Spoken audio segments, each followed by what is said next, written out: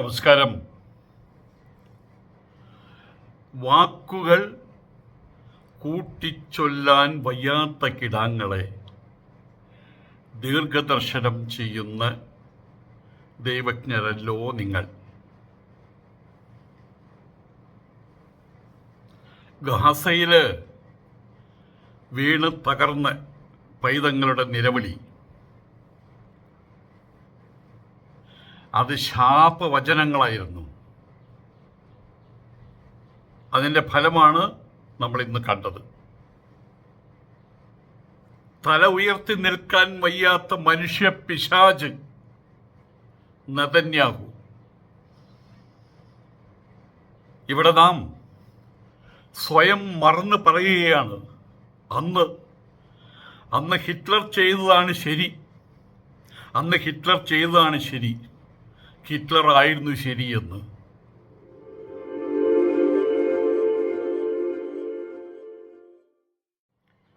നമസ്കാരം. കണ്ണ് നിറയാതെ വായിച്ചു തീർക്കാൻ കഴിയാത്തൊരു കവിതയാണ് മാമ്പഴം, വൈലോപ്പിള്ളി മാസ്റ്റർ. അതിൽ അദ്ദേഹം എഴുതിയിട്ടുണ്ട്, വാക്കുകൾ കൂട്ടിച്ചൊല്ലാൻ വയ്യാത്ത കിടാങ്ങളെ ദീർഘദർശനം ചെയ്യുന്ന ദൈവജ്ഞരല്ലോ നിങ്ങൾ. കൊച്ചുകുട്ടികൾക്ക് വാക്കുകൾ കൂട്ടി പറയാൻ പറ്റില്ല, പക്ഷെ അവർക്ക് മനസ്സുണ്ട്, അവർക്ക് ബുദ്ധിയുണ്ട്. അവരും പ്രതികരിക്കും, കരഞ്ഞുകൊണ്ട്, നിലവിളിച്ചുകൊണ്ട് അവർ പ്രതികരിക്കും. ഗാസയിൽ കഴിഞ്ഞ 2.5 വർഷം ഉയർന്നു കേട്ട നിലവിളി, അത് ശാപവചനങ്ങളായിരുന്നു, കടുത്ത ശാപവചനങ്ങൾ.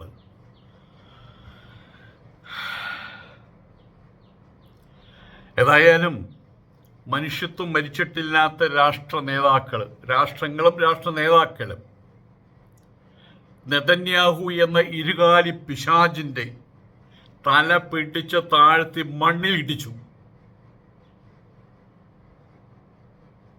കനിമിന്റെ കണികകൾ വാരി വിതറി ലോകരാഷ്ട്രങ്ങൾ. ഇനി നെതന്യാഹു ശ്വാസം വിടുന്ന കങ്കാളം മാത്രമാണ്, കങ്കാളം, ശ്വാസം വിടുന്ന ശവം.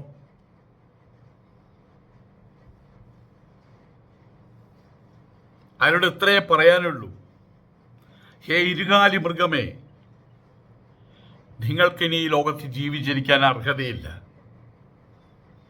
അത്രമാത്രം. ഇതിലേറ്റവും വലിയ സങ്കടം, എന്തിനാണ് തങ്ങൾ ഈ ദുരിതം അനുഭവിക്കുന്നത് എന്ന് ആ കുട്ടികൾക്ക് അറിയില്ല. 6 കൊല ചെയ്തു കൂട്ടിയ ഒരു വ്യക്തിയെ കോടതി തൂക്കിക്കൊല്ലാൻ വിധിക്കും. ആ തൂക്കിക്കൊല്ലാൻ വിധിക്കുന്ന ആളോട് തൂക്കുമരത്തിന്റെ താഴെ വെച്ച് പറഞ്ഞു കേൾപ്പിക്കും. അവിദ്യപ്രസവം നടത്തിയ ജഡ്ജി അവിടെ ഉണ്ടാകും, ഡോക്ടർ അവിടെ ഉണ്ടാകും, പോലീസുകാരവിടെ ഉണ്ടാകും, ഫോട്ടോഗ്രാഫർ അവിടെ ഉണ്ടാകും, ആരാച്ചാരുണ്ടാകും. അവിടെ വെച്ച് അദ്ദേഹത്തെ കേൾപ്പിക്കും, നിങ്ങൾ എന്തുകൊണ്ട് ഞങ്ങൾ തൂക്കിക്കൊല്ലുന്നു എന്ന്. പക്ഷെ ഇവിടെ ഗാസയിൽ ആ കുഞ്ഞുങ്ങളൊന്നും അറിഞ്ഞിട്ടില്ല. എന്തിനാണ് തങ്ങൾ ഈ ദുരിതം അനുഭവിക്കുന്നത്, എന്തിനാണ് തങ്ങളുടെ നാടും വീടും തങ്ങളുടെ മാതാപിതാക്കളെയും കൊന്നുകളഞ്ഞത്, അവർക്കറിയില്ല. കഴിഞ്ഞ 2.5 വർഷമായിട്ട് നമ്മൾ കാണുകയാണ്.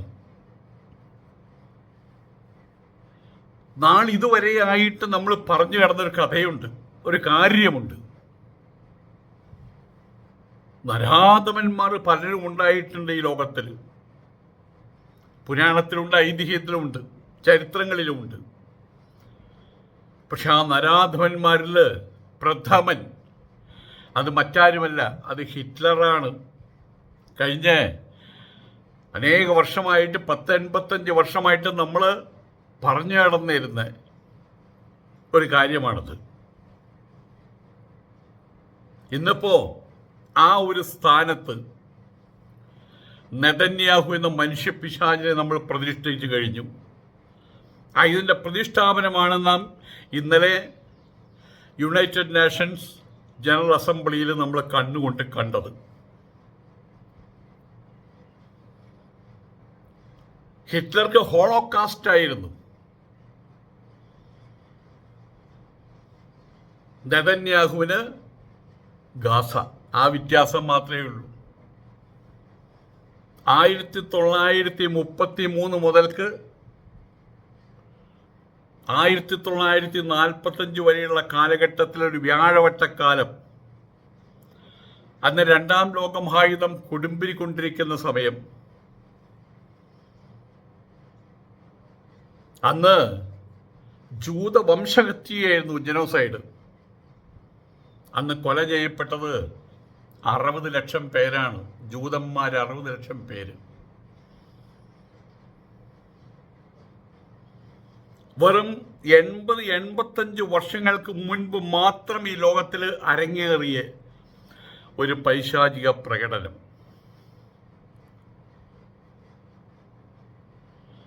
അതെല്ലാവർക്കും സഹതാപമായിരുന്നു. പ്രായം ചെന്നവരും കുഞ്ഞുകുട്ടികളും ആരോഗ്യത്തിലുള്ള ഗാത്രന്മാരും എല്ലാ വിധത്തിൽപ്പെട്ട ആളുകളും ജൂതനാണോ അവരെ കോൺസെൻട്രേഷൻ ക്യാമ്പുകളിലേക്ക് ആനയിക്കും. മരിച്ചു വീഴുന്നവരെ അവരെ കൊണ്ട് പല ജോലികളും ചെയ്യിപ്പിക്കും. അവസാനം ജോലി ചെയ്യാൻ കഴിയാത്ത സാഹചര്യം വരുമ്പോൾ ഗ്യാസ് ചാമ്പറിനകത്ത് കയറ്റും. വിഷവാതകം ശ്വസിപ്പിച്ചവരെ കൊല്ലും. അന്ന് ഗ്യാസ് ചാമ്പറിനകത്ത് കയറ്റുന്ന സമയത്ത് പറഞ്ഞ ചില കാര്യങ്ങളുണ്ട്. നിങ്ങൾ ഒരുപാട് കുറ്റങ്ങൾ ചെയ്തവരാണ്, ജൂതന്മാരാണ്, അതിൻ്റെ ശിക്ഷ നിങ്ങൾ അനുഭവിച്ചു കഴിഞ്ഞു, ഇനി നിങ്ങൾ പോയിക്കോളൂ, മാന്യം മര്യാദയ്ക്ക് പോയി സ്വതന്ത്രമായി ജീവിച്ചോളൂ ജർമ്മനിയിൽ പോയിട്ട്. അവസാനം അതുവരെ അനുഭവിച്ച ദുരിതം, അതിൻ്റെ പേരിലുള്ള ശാപവചനങ്ങൾ ഹിറ്റ്ലർക്ക് നേരെ.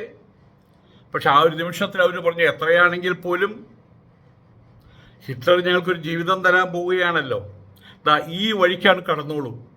ആ പാപങ്ങൾ ആ വഴിക്ക് കയറി. അതിന് അപ്പുറത്തൊരു വഴി ഉണ്ടായിരുന്നില്ല, അത് ഗ്യാസ് ചാമ്പറായിരുന്നു. എല്ലാവരും കയറി, ആ ഒറ്റ വാതിലടച്ചു, വിഷവാതകവും. ഇത് അരങ്ങേറിയത് 12 വർഷക്കാലമാണ് അരങ്ങേറിയത്. ആൻ ഫ്രാങ്ക് എന്ന് പറയുന്ന ഒരു പെൺകുട്ടി എങ്ങനെയൊക്കെയോ കുറച്ച് ഡയറി കുറിപ്പുകൾ എഴുതി. അത് ഞാൻ വായിച്ചിട്ടുണ്ട്. ഹൃദയം പൊടിഞ്ഞു പോകുന്ന രീതിയിലുള്ള രംഗങ്ങൾ അക്ഷരങ്ങളിലൂടെ ആ പെൺകുട്ടി നമ്മളെ അറിയിച്ചിട്ടുണ്ട്. ലോകർക്കിന്ന് എവിടെയും അത് നടുക്കുന്നൊരു സ്മരണയാണ്. അതിനോടൊപ്പം നിൽക്കുന്ന മറ്റൊന്ന് അമേരിക്കയുടെ മറ്റൊരു ക്രൂരത, ഹിരോഷിമയിലും നാഗസാക്കിയിലും. ആ കുട്ടികൾക്കും അറിയില്ല തങ്ങൾ എന്തുകൊണ്ടാണ് ശിക്ഷിക്കപ്പെടുന്നതെന്ന്. ഏതായാലും അന്ന് മുതൽ ജൂതന്മാരെ ഓർത്ത് വിലപിച്ചവരാണ് ലോകം, നമ്മളെല്ലാവരും. ഇന്ത്യൻ പ്രധാനമന്ത്രിയായിരുന്ന ശ്രീമതി ഇന്ദിരാഗാന്ധിയോട് ചോദിച്ചു, നിങ്ങൾ ആരെയാണ് ഏറ്റവും കൂടുതൽ ഇഷ്ടപ്പെടുന്നത്? ഒപ്പം മറ്റൊരു ചോദ്യം ചോദിച്ചു, നിങ്ങൾ ആരെയാണ് ഏറ്റവും കൂടുതൽ വെറുക്കുന്നത്? അവര് ആ ഇന്റർവ്യൂവറെ മുഖത്ത് നോക്കിയിട്ട് ഒരു 30 സെക്കൻഡ് അങ്ങനെ ഇരുന്നു. അതിനുശേഷം അവര് ഒറ്റ വാക്കിൽ മറുപടി നൽകി, ഹിറ്റ്ലർ. എന്നാൽ ഇന്നത്തെ പ്രധാനമന്ത്രി നരേന്ദ്രമോദി, ഞാനിത് രാഷ്ട്രീയമല്ല പറയുന്നത്, ഹൃദയവേദനയോട് കൂടിയിട്ടാണ് പറയുന്നത്. നമ്മുടെ പ്രധാനമന്ത്രി അഭിനവ ഹിറ്റ്ലറെ പിന്തുണയ്ക്കുകയാണ്. അതിലൂടെ ഇന്ത്യക്കാര് ഒരർത്ഥത്തിൽ അവരെ പിന്തുണയ്ക്കുകയല്ലേ ചെയ്യുന്നത്. ഏതായാലും അതുകൊണ്ട് തന്നെ ഗാസയിലെ കുഞ്ഞുങ്ങളുടെ രക്തത്തിൽ നമ്മൾ ഇന്ത്യക്കാരും പങ്കാളികളായിട്ട് മാറി. ഏതായാലും കഴിഞ്ഞ 2.5 വർഷത്തിന് ശേഷം മരുഭൂമിയിൽ മഞ്ഞിൻ കണമെന്ന് പറയും, കടുത്ത വേനൽ, ഉരുകുന്ന ചൂട്, അതിലൊരു മഞ്ഞിൻ കണം. അതിലൊരു മഞ്ഞിൻ കണം വീണപ്പോൾ അനുഭവിച്ച പോലുള്ളൊരു ആശ്വാസം തോന്നി.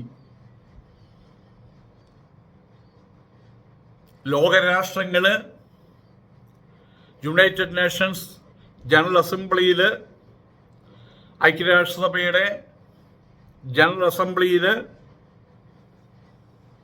ചുറ്റും കൂടി നിന്ന് കൂക്കി വിളിയിലൂടെ ശാപവചനങ്ങൾ ചൊരിഞ്ഞു. അമേരിക്കയുടെ മണ്ണിൽ വെച്ച് തന്നെ അത് ചെയ്തു. നെതന്യാഹുവിന്റെ കൺമുമ്പിൽ വെച്ച് തന്നെ ലോക നേതാക്കൾ എണീറ്റ് മൂടും തട്ടിപ്പോയി. ഈ പ്രവൃത്തിയിലൂടെ ലോകര് ആ പിശാചിന്റെ ചെകിടത്തടിക്കുകയായിരുന്നു. ആ പിശാചിന്റെ ഉച്ചാടനം നടത്തുകയായിരുന്നു. ഹേ നെതന്യാഹു, നിങ്ങൾ മരിച്ചു കഴിഞ്ഞു. നിങ്ങളിപ്പോൾ ശ്വാസം വിടുന്ന കങ്കാളം മാത്രമാണ്.